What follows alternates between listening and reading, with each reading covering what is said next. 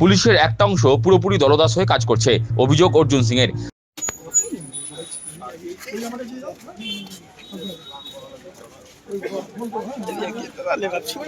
ঝান্ডা লাগানোকে ঘিরে কয়েকদিন আগে হাজিনগরে বিজেপি ও তৃণমূল কর্মীদের মধ্যে ধস্তাধস্তি হয়েছিল।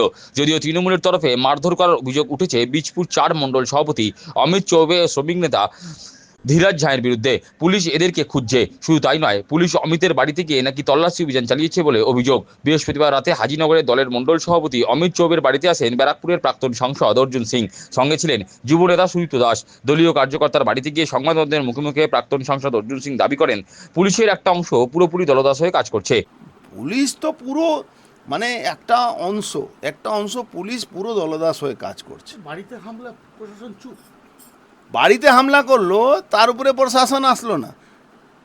আর একটা রোডের উপরে ধাক্কাধুকি হয়েছে, সেখানে ধাক্কাধুকিতে একজন পড়ে যেতেই পারে, আমি অস্বীকার করব না কি পড়ে যায়নি, বা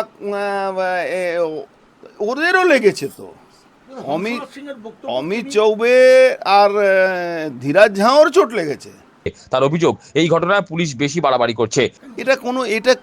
এটা নিয়ে পুলিশ অনেক বাড়াবাড়ি করেছে, করা উচিত ছিল না। 2 দিনের মধ্যে ইলেকশন কমিশন আসবে, সব মামলাটা দেবো আমরা। দেখি, আমরা অত ছেড়ে দেওয়ার লোক না। 100% জানাবো। কোড অফ কন্ডাক্ট লাগু হতে দিন। দেখুন, আমি এই মামলাটা কোন জায়গায়, হাইকোর্টে তো নিয়েই যাচ্ছি। কেন এর নাম তোলা নিয়ে, সুদীপ্ত নাম তোলা নিয়ে হাইকোর্টে করেছিলাম। এখন এআরও একা একজনের করেছে, হেয়ারিং করতে হয়েছিল। কোর্ট আদালত তো আছে রে ভাই, আমরা তো পালিয়ে যাওয়ার লোক না। থ্রেট করেছে পুলিশ এসে কি বুঝিয়ে দেবো আপনাকে। আরে একটা মহিলাকে তুমি কে বুঝাও? আমি যদি কোনো দোষ করে থাকি তো আমার উপরে কোনো মামলা হবে কি আমার বাড়ির মহিলার উপরে মামলা হবে? মমতা ব্যানার্জি এটা মগজ মূল্যক বানিয়ে নিয়েছেন না। প্রাক্তন সংসদের বক্তব্য, অমিত ধীরাজ এরা তার পরিবারের সদস্য, এরা বিজেপি পরিবারের সদস্য, সুতরাং সনাতনীদের রক্ষা করার দায়িত্ব তাদের।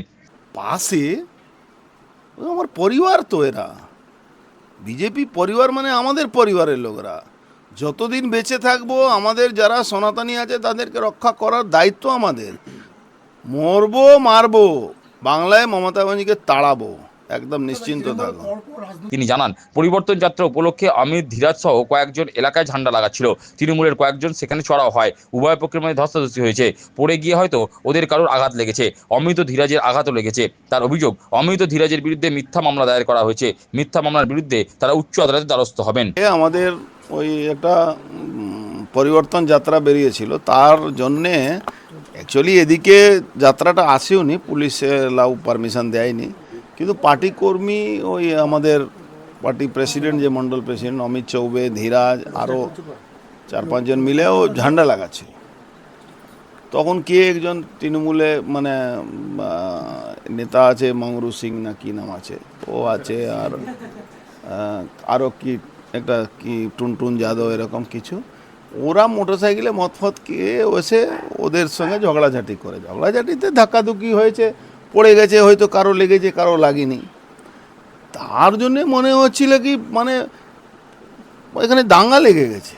এইরকম পুলিশ ঢুকে এদের বাড়িতে সার্চ করা, করা, ও করা, আর বিনা মতলবে তাদেরকে নৈহাটি হসপিটালে নিয়ে গেছে। নৈহাটি হসপিটালে ওখানে মানে ওষুধ খাবো না এরকম একটা স্ট্রাইক করলো, মানে হাঙ্গার স্ট্রাইক, সবাই অনশন, ওই তো হাঙ্গার স্ট্রাইক যাকে বলা যায়, অনশন করলো ওষুধ না খাওয়ার জন্য। ওষুধ না খায় কে? কিছু শরীরে যদি না হয়ে থাকে তাহলে হসপিটালে যাবে, যদি কেস বানাবার জন্য, তখন ওষুধ খাবে না। তো ওষুধ না খাওয়ার নাটক করে বলে আমরা হাঙ্গার স্ট্রাইক করছি। আবার একজন কে শুনলাম নাকি ওকে ওই কি পপিতার জল খাইয়ে ওর স্ট্রাইকটা ভাঙিয়েছে। এবার ও ছেড়ে দিয়েছে।